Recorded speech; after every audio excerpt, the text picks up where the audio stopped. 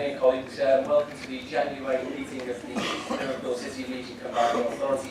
Can I welcome you all, but also take the opportunity to congratulate Janet Beer, who's with us today, or Dame Janet, as perhaps we should call her now.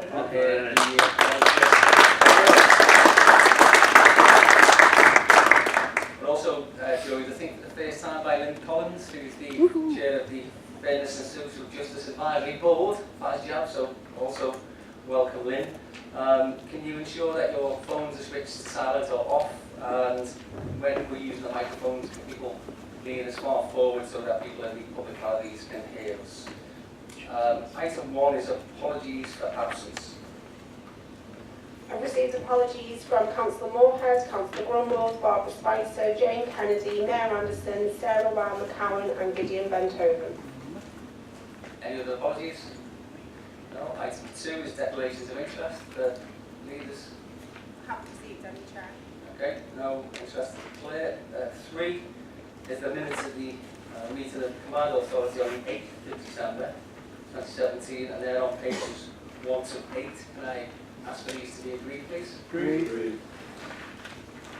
Item 4, as people will have seen the news of Carillion's demise, who've gone into liquidation, I'm sure that we all have questions to ask about this. Obviously, there's something fundamentally wrong when a construction company this size, with the number of significant contracts that it had, which were being awarded right up to the very end, when it ends up in this position. But for ourselves, it puts into question what's happening at the Royal Liverpool Hospital. But for me, more importantly, and this will be not just what happens in Liverpool, but across the city region, it's about our supply chain and the dangers that are posed to the SMEs and certainly some of the micros who will now not be getting paid for goods, services and labour that they're provided to Carillion.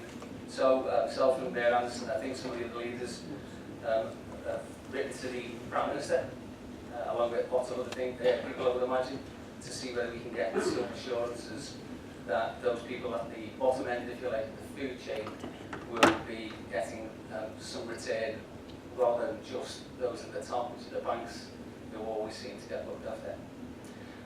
Yesterday, I was delighted. Hopefully people, if you look very closely, might have seen something in the local press. It's doubtful. But we were joined yesterday by the Shadow Chancellor, John MacDonald, Shadow Business Secretary, Rebecca Long-Bailey, and Peter Dow from the Treasury team. We briefed them on the Combined Authority's plans to develop a tidal project in the River Mersey.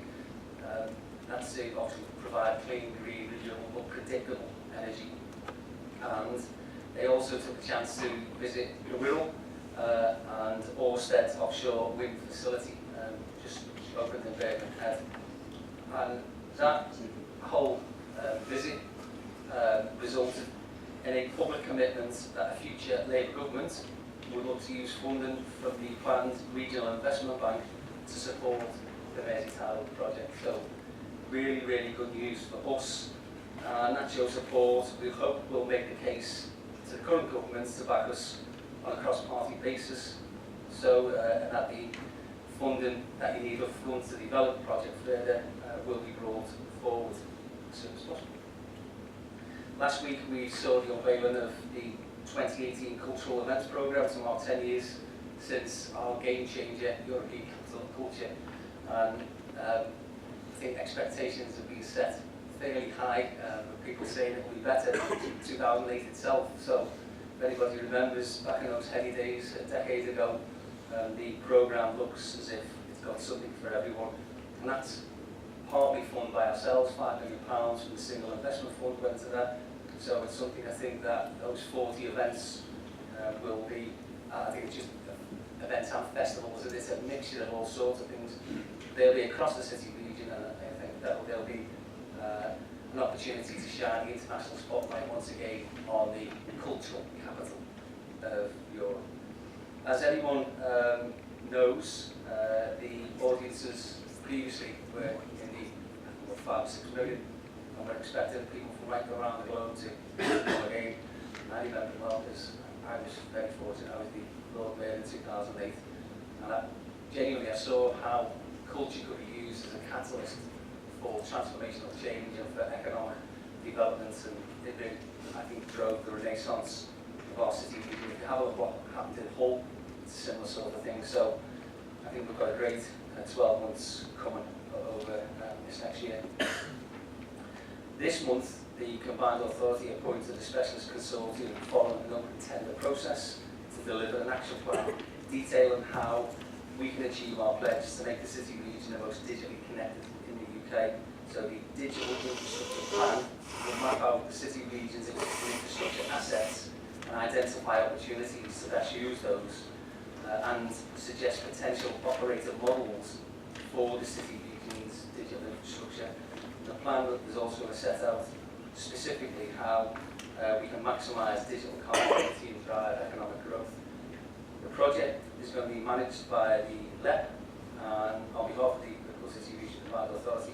And we've got extraordinary resources here in the city region. Again, if people have heard this before, apologies, but I think it's something we should shout loudly from the rooftops. In Southport we have the GTT transatlantic fibre cable, which provides ultra-fast broadband connectivity between the UK and North America.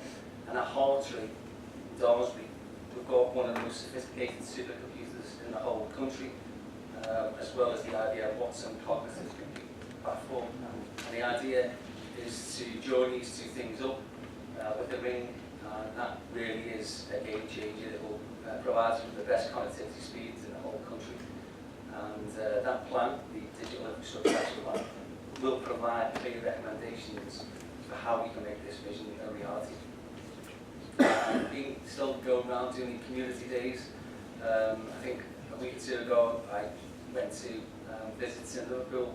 So as part of that I went to Cancun and speak, which I know some people have been to, which is probably in the team to learn more about what they're doing. And again, stuff that's happening here, certainly John McDonald and the team are looking to see whether we can replicate it nationally. I visited the Raw Business Region.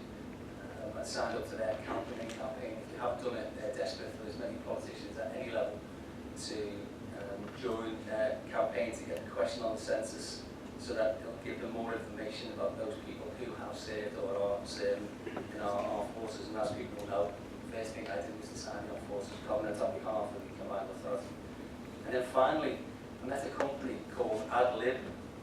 And again, some of the things that happen in our city region, we just take for granted. These are the world-leading providers of sound and light equipment to some of the biggest artists. So when you see those big shows, it's all from Liverpool, and they are currently looking to relocate within the Liverpool City region to those bigger premises.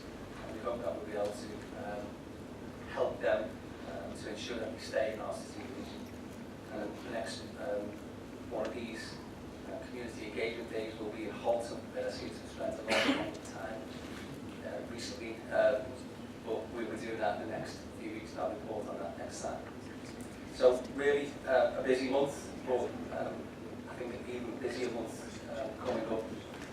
To talk about busy months, item 4 is the International Business Festival 2008. So Max Steinberg, who is here, CVE, who's the Chief Executive of Liverpool Vision, and Max is going to provide us with an update on the developments of IBF this time, 2018.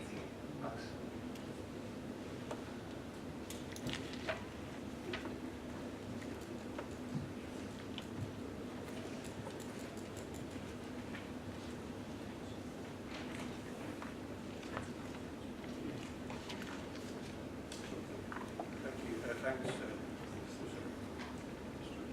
Thank you, Steve. Thank you for writing today. 4 months from now, the biggest business festival in the world opens in the city region. Its scale and nature is global. The interest is growing. Our friends across the pond in the United States would now like to run their own international festival for business and asked us for advice on how they go about doing that, building on the examples that we are developing here in Liverpool and the city region. The reputation of the festival, given previous successes, is growing, and the scale of events we're drawing into the city region is now of quality and magnitude that we couldn't have aspired to have had at the first festival in 2014. Some quotes on there from businesses in Knowsley, in Liverpool and Stockport, from people who have brought their companies to the business festival and have benefited from the interface between their companies and those who attend the festival. Later on in this presentation, the Festival Director, Ian McCarthy, will talk about the work that is going on with the City Region and colleagues to make sure the City Region benefits from the festival and companies benefit from the most they can from their attendance and participation in the festival. But the previous history of where the resources that have been secured by the festival have gone, around 47-48% of what's been achieved has gone into the City Region and its City Region businesses, and Ian will cover one or two cases, I think particularly in Wirral and Sefton, where there have been particular benefits. The numbers from the previous two festivals have been well promulgated, subject to independent research. They're very impressive. The 2018 we're targeting 30,000 delegates to be in the City Region over the 3 weeks. And the progress in terms of securing the delegates to date is already very impressive, and I'll cover that in just a minute. Each day the festival has a different theme, and those themes are on the slide behind us. Those themes have been discussed with government, with McKinsey's, with the CBI, with the FSB, the Federation of Small Businesses, with the Institute of Directors, and were arrived at after a lot of consultation. They seem to be extremely popular with people out there who can now see that if you're involved in manufacturing, you have to be in the City Region on the 20th of June, because that will be the major event in the world on manufacturing, which takes place in 2018. Each of the days is now filling up in terms of speakers and third-party events, and the programme is now fully detailed on the website, which is up and running, and I would suggest that colleagues look at very closely. The facets of the festival are on the slide behind me. We will have over 100 international organisations exhibiting what they want to do in terms of their interest in doing deals in the UK. As at last night, around about a dozen delegations from China have signed up to be here. As of last night, delegations from Latin America, the Middle East, Europe, America have signed up to be here. We're somewhere around 35 delegations confirmed now as coming to Liverpool from across the globe. There are 257 delegations, 257 from across the globe, who've now asked us for confirmation that they can attend the festival. In some cases, they will require visas, which is why they have to approach us in the first instance so that we can approve their visa entry into the UK. In terms of the future stage, we've secured over 45 speakers from all industry sectors that you saw on the previous slide. The Director General of the CBI will be here. Most Secretaries of State from government will be here. The Institute of Directors, Chief Executive will be here. And there'll be some announcements which Steve will make in an event in February to be held with Andy Burnham for the North West to promulgate the festival further to North West businesses, which will be held again in February, of some global names who will now be coming to the festival to speak on the future stage. In terms of events and conferences, the good news is we are virtually sold out. If you brought another event to us today, we'd struggle to accommodate you. What that means is that against the target of 30,000 delegates that I said before we want to attract as our audience, those events and conferences themselves will bring 13,000 delegates, which we've already signed up for. Of those 13,000 delegates, out of the 30,000, around 27% are international delegates from those kind of locations I mentioned before. So this is becoming a global event, and those delegates take us roughly to about 2/5 of the audience we want to attract. When we sign up whatever number of those 257 delegations that are pending, we will get a lot closer to our target even before we open. This year, we're ticketing the event. So if you attend, you have to have a ticket. The ticket is £50, although there will be certain discounts applied for various groupings. And tickets went on sale recently, and sales, I can say today, are very steady, but they will increase as we get more promulgation. Ian and I are due to meet the Director General of the BBC very shortly to discuss BBC coverage during the festival and in the lead up to the festival, which will further promulgate the message about this festival taking place in the City Region in June.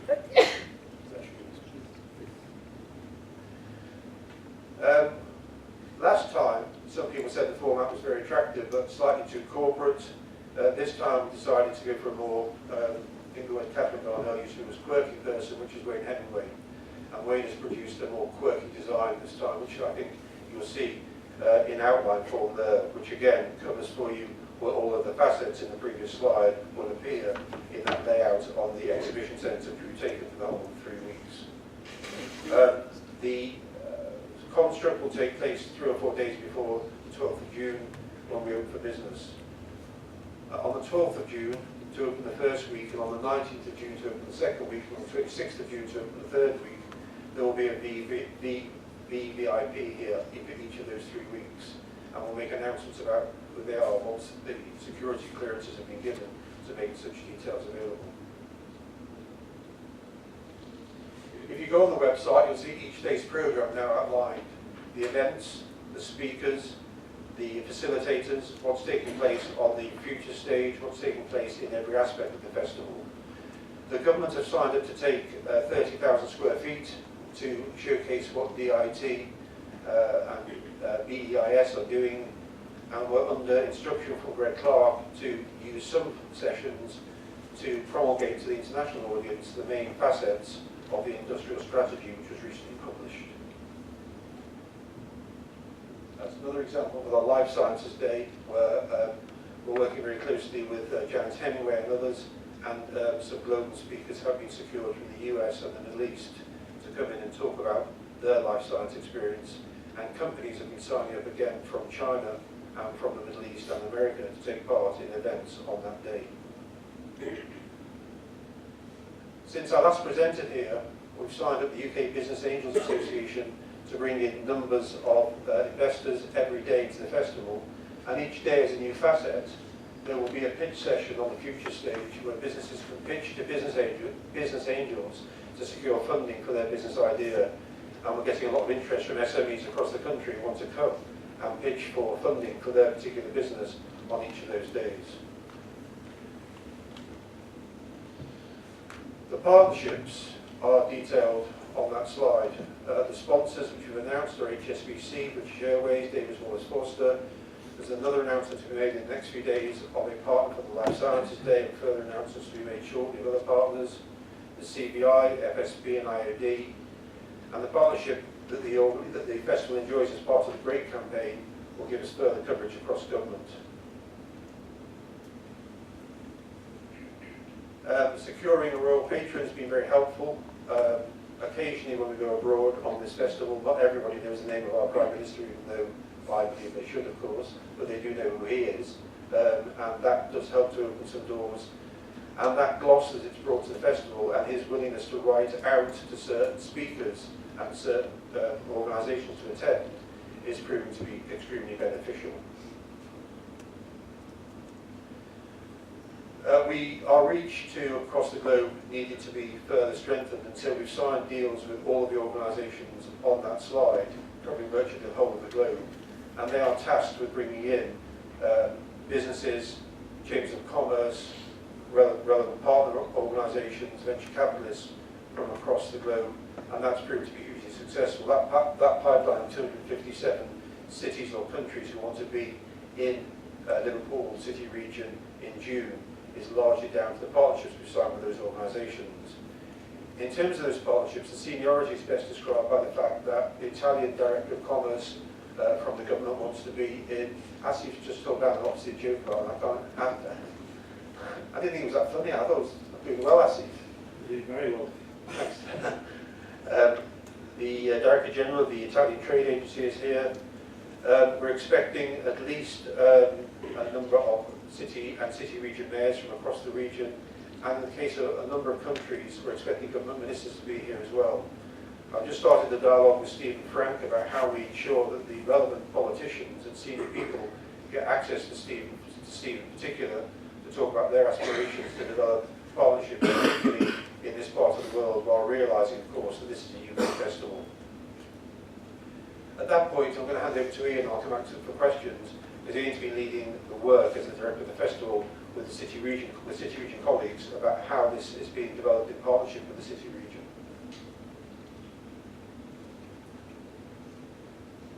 did tell Max not to wear the blue tie. It looks like we got dressed together this morning. Sorry. I guess I'd just reinforce that the whole purpose of the International Business Festival is to deliver benefit for the Liverpool City region. In a previous life in Manchester, organising the Commonwealth Games, we used to say we're not doing this because we like organising sporting events. And that's something that stayed with me in terms of why we're doing this. And I wanted to reinforce that from the start. I think the second big reason that we need to remember is that there's an association between events and places.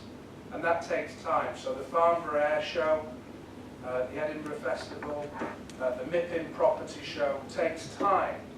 But there's an opportunity here for the city region to put something in place in the next decade that's part of an international business calendar where people are coming to Liverpool City region on a regular basis to do business. Secondly, if anyone needs reminding, it provides the opportunity for people to see the transformed place. You won't invest somewhere if you haven't been there, and the festival provides the opportunity for tens of thousands of people to come to the city region, see the place firsthand, and we know there's still misconceptions, and make a judgment about what a fantastic place the city region is.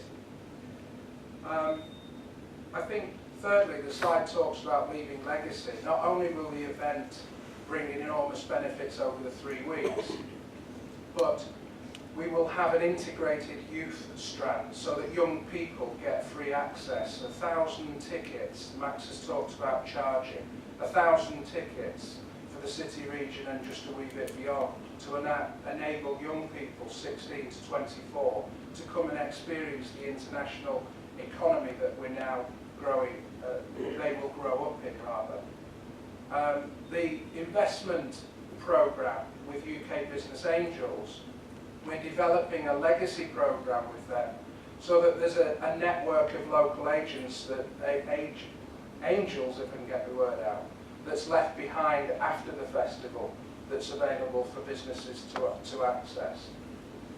Max has talked about days and topics and thinkers. It gives the opportunity for businesses to be exposed to the world's, genuinely, the world's and the UK's great business speakers. So it helps us to revitalise and energise and bring all those new ideas and innovation to the city region businesses.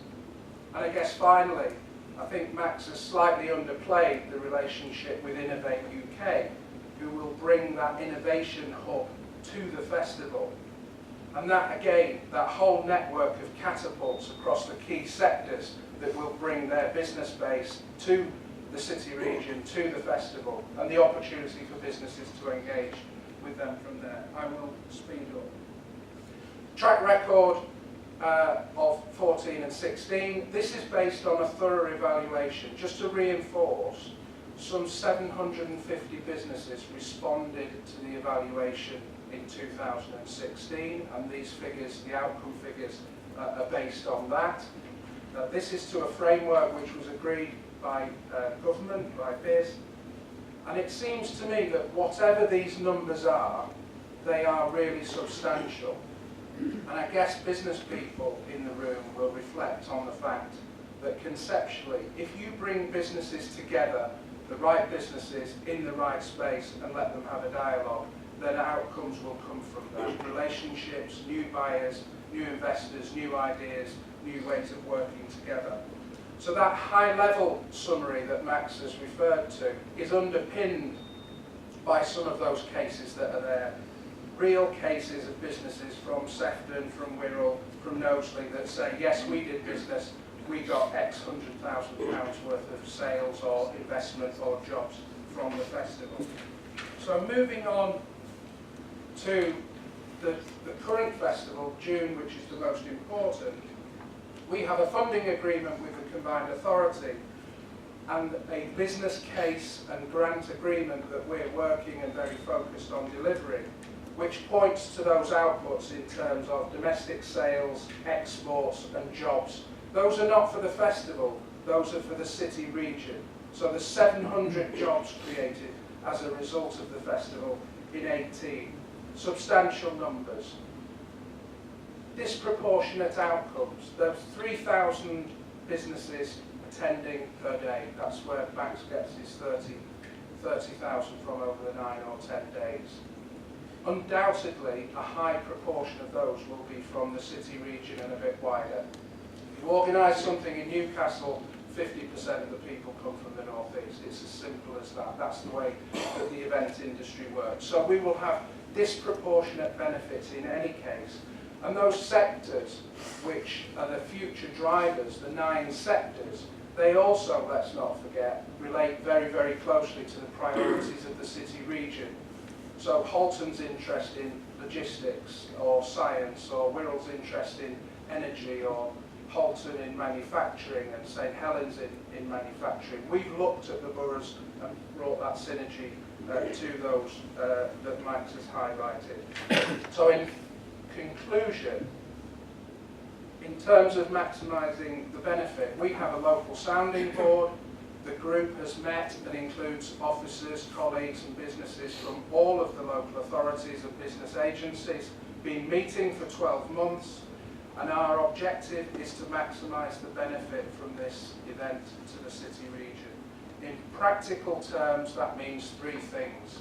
Maximise the number of businesses that attend from any borough, and we've distributed and are distributing tickets with promotional codes to offer discounts through agencies in Halton, St Helens, Sefton, etc. Secondly, bring businesses and encourage them to exhibit in the international marketplace that Max put up as a component. Let's make sure our best businesses are there on the festival floor. And finally, the international delegates. There will be, our target is 100, we will exceed that. Those delegations need to get out and about across the city region, and our colleagues are working with colleagues again across all the boroughs to make sure they don't come into Liverpool and the exhibition centre, but they get out to Daresbury, they get over to the Wirral to see things that businesses and interests need to see across the water, etc. So I commend the festival and the efforts that are being made to make sure that this leaves a real and lasting benefit to the city region. Thank you. Thanks for that comprehensive presentation. Are there any questions? There is something that there's a question that might stimulate the question. Part of this is about the future world of work. You just tease that out because obviously Lynn Collins will be interested in that as well. Okay, so the Uniglobal event is coming to the ACC next door to the Exhibition Centre Liverpool for 3 days in the second week.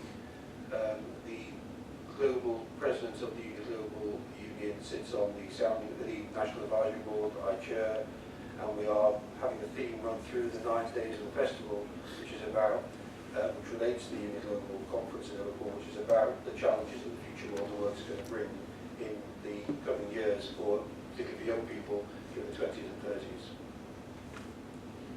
If there are no questions, Chair, while people are thinking, can I suggest, subject to your agenda management, that we come again in May, so that we try to be as big as we can, even may not think we have been, but so we have a chance to go through it day by day, because I think it would be helpful for leaders to see day by day the programme, the speakers, the activities, and we'll be doing anything else, just to put up 9 slides which give everybody in this room the chance to see what they could access, because I think we'd like to see everybody around this room attending for at least 1 day, if not more. We'll put that on the agenda for the next leaders decide on what the regularity of any update might be. Well, thanks very much. Can we note that presentation? Thanks very much. Thanks a lot. Item 5 is the Business Energy and Industrial Strategy. This report seeks further approval from the combined authority or one of the constituent local authorities to host the North West Local Energy Hub on behalf of the North West.